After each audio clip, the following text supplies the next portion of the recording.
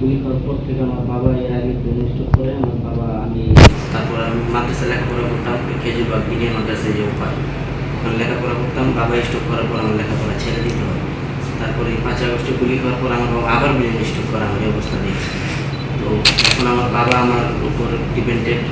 আমার বাবার এই যে অসুস্থতার সমস্ত কাগজপত্র ম্যাম আমার কাছে আছে। আপনি কিছু করেন না? আমি ম্যাম কয়েকদিন রিক্সা চালাইছি, এখন রিক্সা চালালে আমার এগুলো ব্যথা করে।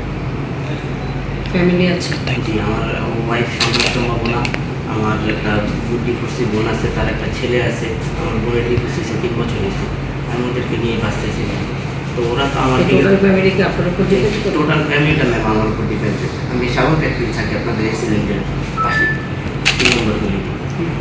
সরকার থেকে কোনো সহায়তা পাননি? সরকার থেকে আমি 5,000 টাকা ভাঙা দিচ্ছিল। তো 2 লাখ টাকা আমি আমার যে অসুস্থতা করে আমার বোন, আমার বাগিনা, তারপরে আমার বাবা, এরা সবাই আমার আমার দিকে আমার এই অসুস্থতার পিছনে অনেকগুলো টাকা ভাঙছে।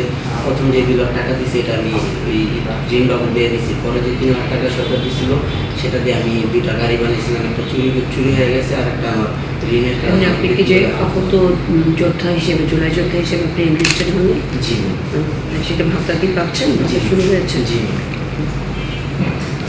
যেটা নিতে অনেক আমার বাড়ি ভাড়ায় 12,000 টাকা, মাসে 12,000 টাকা আমার বাড়ি ভাড়া, কিন্তু আমি সেই স্বাভাবিক পড়াশোনা যেতে পারি।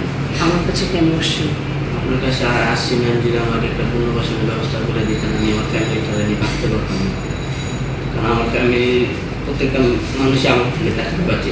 আমার ওয়াইফ জুলাই মাসের 17 তারিখ তার ডেলিভারি ডেট, ইভেন কি জুলাই মাসের 1 তারিখে আমার বাড়ি আমার ঘর ছেড়ে দিতে বলছে। খুব মানসিক দুশ্চিন্তার মধ্যে আছি। আমার মাঝে মাঝে মনে হয় যে আমি যদি মরে যেতাম। এই যারা আপনার সমন্বয়করা আছেন ওদের সাথে যোগাযোগ করছেন না? কারোর সাথে আমার কোনো যোগাযোগ নাই। আমি নাইট বাইরে কয়েকদিন ফোন দিয়েছি, কিন্তু কোনো রেসপন্স পাইনি। আমি একদিন বাংলা মোটরে গেছি ওনাদের অফিসে, যে ওনারা পাইনি, না দিন বাইরে পাইছিলাম। আমার এখান থেকে যাওয়াটাও খুব কষ্ট হয়েছে না। আমি এক জায়গায় বসে থাকলাম, সেটা তো ব্যথা করে।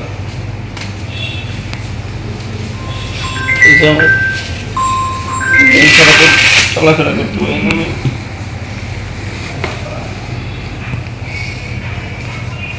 এই অবস্থা আমার পুরো ফ্যামিলিটা আমার চালাইতে হয়। বাবা একজন ব্রেন স্ট্রোক করে পড়ালেখা কতদূর করেছেন? মাদ্রাসা লাইফে লেখাপড়া করছি। কি এর পরীক্ষা দেওয়ার আগে আমার বাবা ব্রেন স্ট্রোক করে,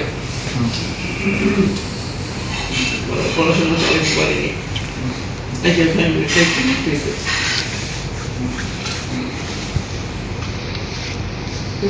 পড়ালেখা করেননি?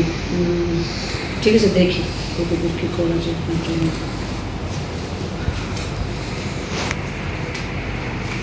এগুলা আমি আপনার হোয়াটসঅ্যাপে ভিডিও দিয়েছিলাম, দেখে ডাক্তার জাহিলা ছিল।